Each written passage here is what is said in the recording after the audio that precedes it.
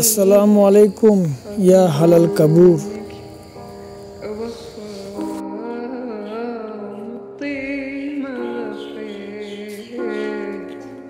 কাফনে কাপড় পরার আগে সবার কাছে মাপ চাই। কবরে যাওয়ার পর যারা আমার জন্য অনেক কান্নাকানি করবে তাদেরকে একটা কথা বলতে চাই, এই জীবিত থাকাকালীন